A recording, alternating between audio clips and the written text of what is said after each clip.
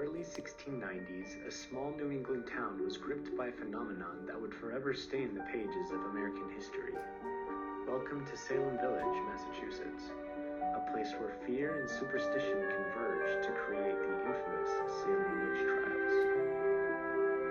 It was a time of religious fervor and social tension. Puritan beliefs dominated the Massachusetts Bay Area, and the community was deeply suspicious of anything deemed unnatural or heretical. The Puritans came to America to reform the Anglican Church without persecution. As their name suggests, they sought to purify the Church by following closer to its New Testament roots. With this goal in mind, the Puritans lived in a constant state of spiritual anxiety.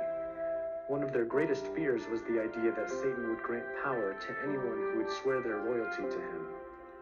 At the first sight of anyone behaving strangely, the Puritans would quickly assume it was due to misdealings with the devil. In January of 1692, the two young cousins, Elizabeth Parris and Abigail Williams, began having episodic fits, which involved violent contortions and uncontrollable outbursts of screaming. When brought to the local doctor, they were quickly diagnosed as being bewitched. The witch hunt had officially begun. With the two girls both being less than 12 years old, the community suspected that they couldn't possibly have bewitched themselves. There must have been someone else responsible. After questioning the girls, they accused 3 individuals: an elderly woman, a beggar, and a slave. All 3 were arrested and tried. At the trial, 2 of the accused women denied their guilt, but one, the slave named Tituba, confessed. Knowing the serious danger she was in, Tituba thought that if she confessed to being a witch, but acted as an informant to alert the community of other witches, she would be treated more mercifully, a strategy which proved effective in the coming months. Soon, the paranoia and accusations spread like wildfire, and the once tight-knit community was torn apart by fear. Many others, after being accused of witchcraft, began to use Tituba's strategy and pretended to act as informants in exchange for mercy, thereby spreading the hysteria even further. There was no definitive list of symptoms or evidences that identified a witch. Anyone could be accused. However, one clear pattern that emerged from the accusations was gender. Nearly all of the individuals charged with witchcraft were women. The few men that were prosecuted were almost always husbands or fathers of women who were already accused.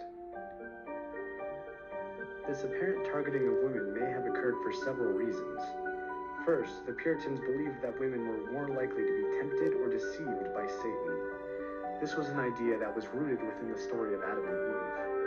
They thought that since the devil was able to beguile Eve, convincing her to partake of the forbidden fruit, that women were spiritually weaker than men by nature, thereby making them more of a threat to their peer society. Second, it is thought that the Puritan society may have targeted women that overstepped their traditional gender roles in order to suppress female independence or free thinking. Although women at the time held very few rights, the Puritans had extremely high expectations for them to fulfill their designated roles. They had to be faithful and submissive to their husbands, virtuous and honorable mothers, diligent and efficient laborers, and reverent, pious servants of God. Women who did not meet the status quo or actively strived to break free from it were condemned by society and deemed a witch. Some speculate that witch accusations serve simply as a means of exercising power over other people. The mass hysteria that the witch trials brought gave each individual within the community, man, woman, or child, an unreasonably high amount of power. These rituals were renowned for hasty convictions and questionable evidence. Accusations were often based on personal vendettas, hearsay, or even dreams, yet mere whispers could lead to imprisonment or death. With each person endowed with such great power, it comes as no surprise that some used it for selfish or sadistic reasons.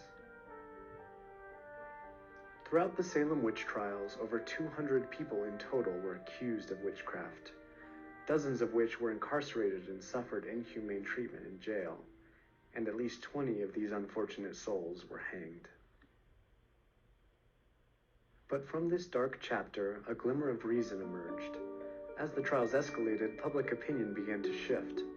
prominent figures in the community questioned the validity of the accusations, and doubt cast a shadow over the proceedings. One of these individuals was the well-respected president of Harvard College at the time, Increase Mather, who warned against the hasty nature of the witch trials by stating, "It would better that 10 suspected witches may escape than one innocent person be condemned." Many others in the community began to adopt a similar perspective, and the support for witch hunts began to dwindle until the spring of 1693, when Governor William Phips issued an order to release and pardon all of the individuals charged with witchcraft. Soon after, some individuals who played a hand in accusing, convicting, or condemning people for witchcraft came forward and publicly apologized. Some, like Ann Putman, a woman who was instrumental in the accusations of about 62 people, ironically used satanic deception as an alibi for their actions against the victims.